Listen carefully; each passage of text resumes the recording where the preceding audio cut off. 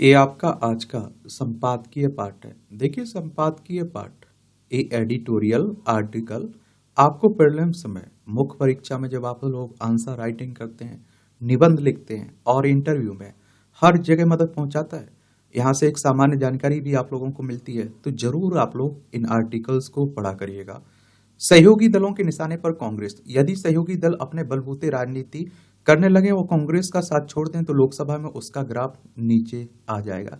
ये राजनीति की बातें हो रही हैं और हमारे देश में मुझे लगता है कि 24x7x365 जितना भी करना हो कर लीजिए। राजनीति ही तो ईमानदारी से होती है। और दूसरा काम क्या होता है? बीजेपी की बात करें तो 1980 में इसकी स्थापना हुई थी। कांग्रेस की स्थापना 1885 में हुई थी। और आप देखिए कि जो सत्ता पक्ष में रहता है उसका कुछ और व्यवहार रहता है और जब वो विपक्ष में चला जाता है तो उसका कुछ और व्यवहार रहता है। जैसे ईवीएम को लेकर देख लीजिए, आज कांग्रेस उसका विरोध कर रही है, एक समय बीजेपी उसका विरोध करती थी। बीजेपी ने देश भर में उसके खिलाफ यात्राएं निकाली थी, किताबें लिखी गई हैं। तो आप समझ सकते हैं कि एक पे एक 11 सभी हैं। तो पढ़ना हो तो पढ़ सकते हैं। इसकी पीडीएफ आपको टेलीग्राम पर डाल दूंगा, वहां से जाकर आप लोग देख सकते हैं। सदैव बदलते रहने के लाभ। जो लोग जीवन में कभी कुछ नहीं बदल पाते हैं वे पल भर में अपनी विचारधारा बदल लेते हैं। ये हास्य व्यंग्य कसा जा रहा है, देख सकते हैं। भारत में विदेशी छात्रों की संख्या अगर देखें तो 2012 में 16,410 थी। 2015 में आप देखिए 34,774 और 2017 में 47,575, 2019 में 47,427 और 2024 में 64,000 है। भारत में आए हुए विदेशी छात्र हैं और भारत से तो लाखों लोग आप देखते हैं, लाखों छात्र विदेश जाते ही हैं। इस सकारात्मकता से सर्वज्ञता, भागम भाग तनाव एवं घटना बहुल आज के इस युग में सकारात्मक होना, ऊर्जावान होना एक बेहतरीन बात है और इसी के माध्यम से मानव जीवन में ऊंचाइयों को छुआ जा सकता है। यह सकारात्मकता एवं ऊर्जस्वता ही है जिसने आम इंसानों को ऐतिहासिक पुरुषों के रूप में महानता प्रदान की है। कई बार आपको ऐसा लगता होगा कि आप ऊर्जा से भरे हुए और परिपूर्ण हैं। आपका घट ऊर्जा से झलझला रहा है और उस समय आपके चेहरे पर एक विशिष्ट आभा होती है, आंखों में चमक होती है, मन में प्रसन्नता हृदय में होती है और आप देखिए कुछ कर गुजरने की तमन्ना भी होती है। अपनी ऊर्जा को सकारात्मक रूप देने और उसे बढ़ाने के लिए आप इस तत्व को अपने मन मस्तिष्क में बैठा लें कि सामान्य मनुष्य तो कुछ कर रहा है, वह उसकी क्षमता से बहुत कम है। मनुष्य अपने इसी शरीर में सर्वज्ञ बन सकता है और महानता का वर्णन कर सकता है। और आप देखिए आचार्यों ने इसे दृढ़ता से प्रस्तुत किया और इस मानव शरीर में जो विराट शक्तियां छिपी हुई हैं उनका सही उपयोग किया जाए तो निसंदेह मनुष्य सर्वज्ञता और महानता जैसी स्थिति को प्राप्त कर सकता है। सकारात्मकता आत्मविश्वास से ही उपजती है और उसमें इस बात का भी बोध होता है कि दुनिया बहुत महान है और यहाँ विविधताओं और योग्यताओं का भंडार है। जितनी ज्यादा चाहे उससे ज्यादा मेहनत करने की क्षमता ही हमें सकारात्मक बना सकती है। हिंदू धर्म ग्रंथों की माने तो भागीरथ नाम के एक इंसान ने कठोर तपस्या के माध्यम से गंगा को पृथ्वी पर आने के लिए मजबूर कर दिया था। सच है कि आपके द्वारा किया गया कोई कार्य फल ना दे, यह नामुमकिन है। और महात्मा गांधी ने कहा, जब आप दुखी हो तो अपने से नीचे देखो और फिर सोचो कि आप सुखी हो या दुखी। यहाँ देखने का नजरिया महत्वपूर्ण होगा। अच्छा कॉलम लिखा जाता है, पढ़ लिया करिएगा। या आप देखेंगे दुर्भाग्यपूर्ण राजनीति। यह अच्छा नहीं हुआ कि पूर्व प्रधानमंत्री मनमोहन सिंह के अंतिम संस्कार के पहले ही उनके स्मारक को लेकर विवाद खड़ा कर दिया गया है। मैंने कहा ना कि हमारे देश में राजनीति ही ईमानदारी से होता है, बाकी कुछ नहीं होता है। अब किसी हमारे सैनिक की मौत हो जाए, वो शहीद हो जाए, उसे कोई मार दे तो उसकी लाश पर भी राजनीति होने लगती है, नेताओं की लाश पर भी राजनीति होती है।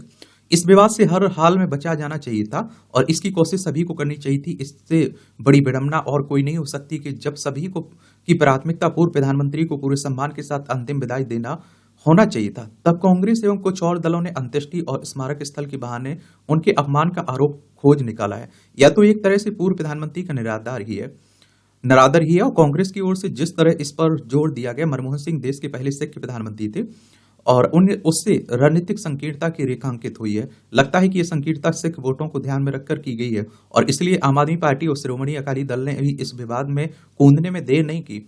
और इसकी अनदेखी नहीं की जा सकती कि विधानसभा चुनाव का सामना करने जा रही दिल्ली में अच्छी खासी सिख आबादी और पंजाब में तो सिख वोटों के लिए राजनीति होती ही है।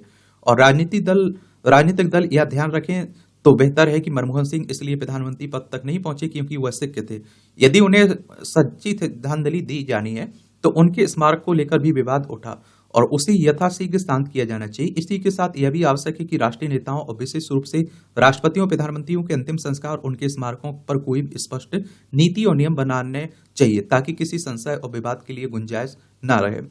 स्मारकों को लेकर स्पष्ट नीति और नियमों की आवश्यकता इसलिए महसूस हो रही है क्योंकि दिल्ली में राष्ट्रपतियों प्रधानमंत्रियों के स्मारक अलग अलग जगह हैं और भिन्न भिन्न क्षेत्रफल में बने हुए हैं। समझना कठिन है कि यह भिन्नता क्यों है। आखिर सभी प्रधानमंत्रियों के स्मारक एक जैसे क्यों नहीं होने चाहिए, और यही प्रश्न राष्ट्रपतियों के स्मारकों को लेकर भी उठाएगा। यह सवाल यह भी उठेगा कि जहां प्रधानमंत्री के स्मारक है वहीं सांसद संजय गांधी का स्मारक किस नियम से बना है। कांग्रेस को यह भी आभास हो जाए तो अच्छा है कि ऐसे अधिकतर प्रश्न का उत्तर उसे ही देना होगा। ऐसा करते हुए उसे यह भी बताना होगा कि उसने पूर्व प्रधानमंत्री पीवी नरसिम्हा राव का अंतिम संस्कार दिल्ली में क्यों नहीं होने दिया था और उनके परिवार को उनका अंतिम संस्कार हैदराबाद में करना पड़ा था। बाद में मोदी सरकार ने दिल्ली में उनका स्मारक बनवाया। निस्संदेह राष्ट्र की सेवा करने वाले नेताओं की स्मृतियों को संजोया ही जाना चाहिए, लेकिन इसका भी कोई उचित नहीं कि राजधानी में कई कई एकड़ में नेताओं के स्मारक बना दिए जाएं।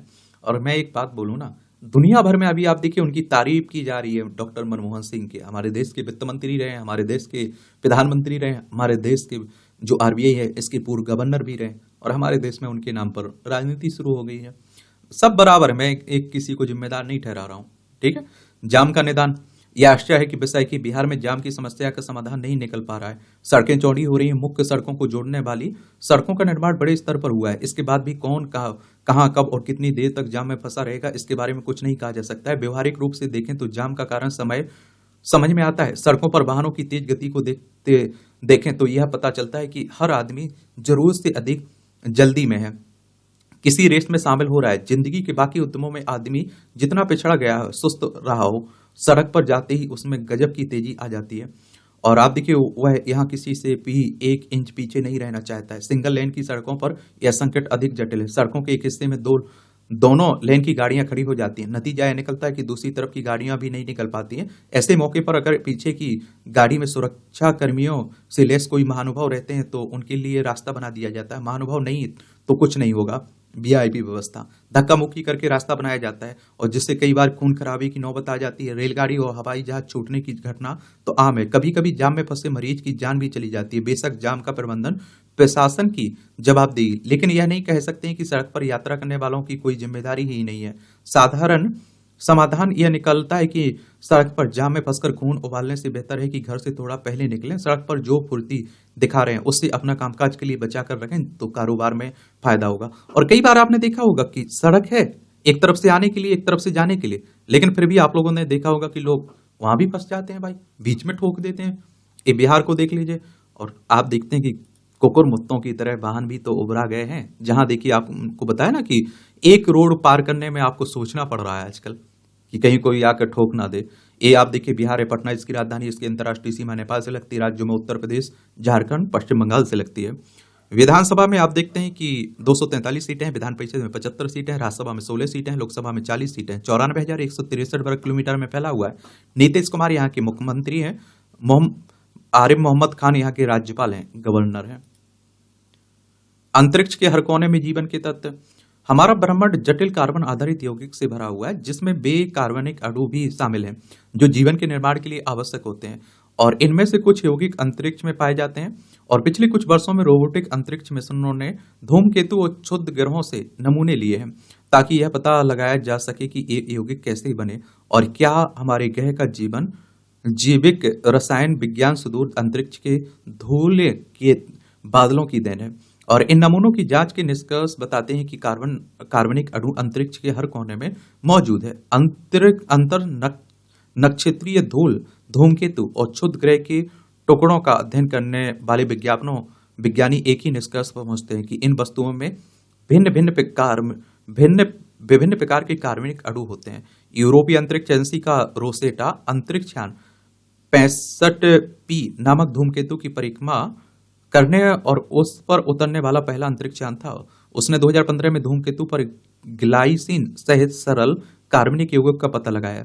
ग्लाइसिन प्रोटीन की एक निर्माण इकाई है। इस खोज ने पहली बार प्रत्यक्ष रूप से धूमकेतु पर इस अणु की उपस्थिति का पता लगाया। 2022 तक शोधकर्ताओं ने रोसेटा के डाटा में 44 कार्बनिक यौगिकों की पहचान की, फिर डाइमेथिल सल्फाइड की पहचान की। यह एक ऐसी गैस है जो पृथ्वी पर आमतौर पर जीवित जीवों द्वारा उत्पादित होती है।